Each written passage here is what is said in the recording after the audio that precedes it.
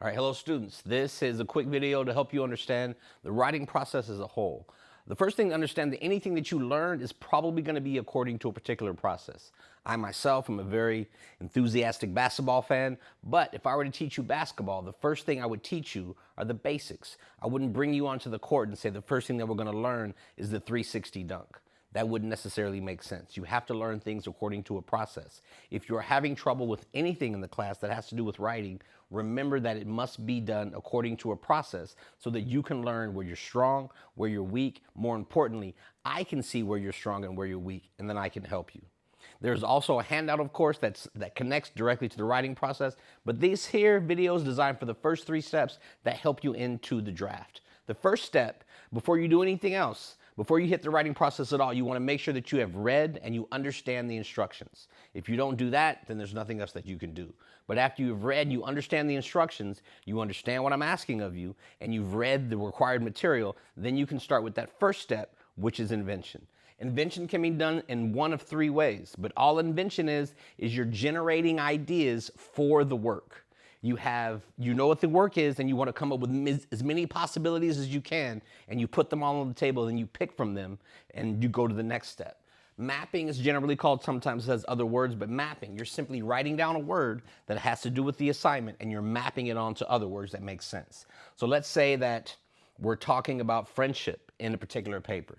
You might have friend, and then connect that to love, and then connect to support, and you move on and on. It's just like a word map in a sense, and it grows and grows and grows over a period of a few pages. It can help you understand where you want to go. It can help you understand ideas that you can develop later.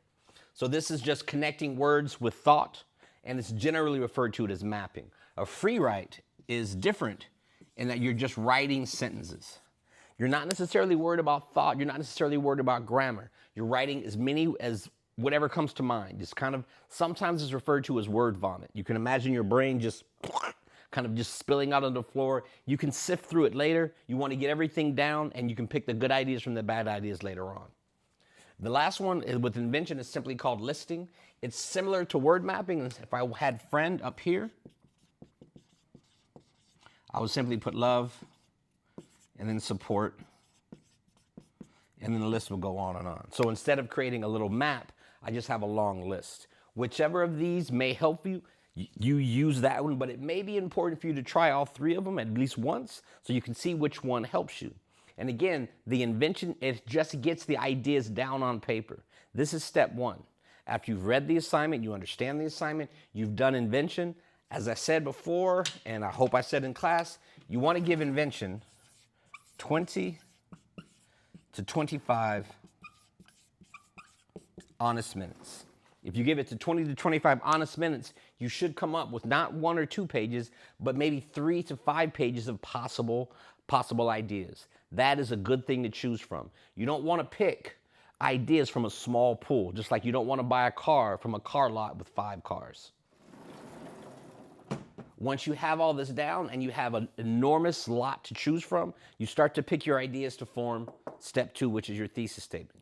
The important thing about the thesis statement is, like with anything else, it doesn't come just like that. You're probably going to have to write it 1, 2, or even 3 times to make sure you're going on the right track. These 3 attempts are very important. If you approach myself or the librarian or anyone to say, I need help with my thesis statement, one of the first things that we're going to do is ask, where are your drafts? What have you tried already?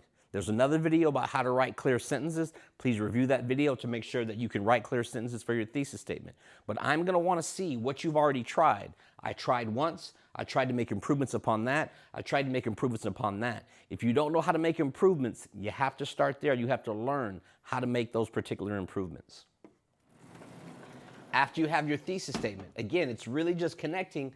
The third step would be the outline, and you're finding out how to use these particular tools or modes of development to support your thesis statement and the topic sentences. If I have a topic sentence and my thesis statement says something about the narrator, I'm talking about the narrator, I'm talking about the protagonist's personality. I said the protagonist is arrogant, is sloppy, and they have a lesson that they need to learn. Then I use the tools. How am I going to explain that? Am I going to describe that they're arrogant or that they're sloppy? Am I going to explain that they do something that obviously causes them to be arrogant or sloppy? Am I going to give examples of them being arrogant or sloppy? Am I going to tell a story in which they are arrogant? All of these apply, and making sure that you have a clear thesis statement and then clear ideas to support that thesis statement. That's the structure. That gives your paper an outline that you can follow later on. If you don't have something like this well mapped, it's hard for you to write the draft. You don't necessarily want to try to write a draft unless you can refer to something that you have in mind already. Now, these are just the first 3 steps, but if you follow these 3 steps, as I said before, what happens is that you should at very least understand where you are going wrong. If you read the assignment, you understand it, and you invent, you have a couple of 3, maybe even 4 pages of invention.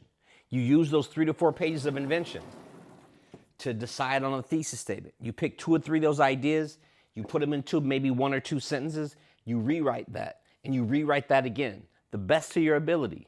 And then you take that thesis statement and you consider, how am I going to use tools to support that thesis statement in your outline? There you should be able to see where you're weak. What's helping you the most? Is it invention? Is it writing the thesis statement a few times? Or is it the outline? And only you can do this. As you work, only you know where you're jumping over hurdles or whether you're gliding over it with no problem at all. That lets you know where you're weak and where you're strong. And I can help you in the areas that you're weak, because you probably don't need the help in the areas where you're strong.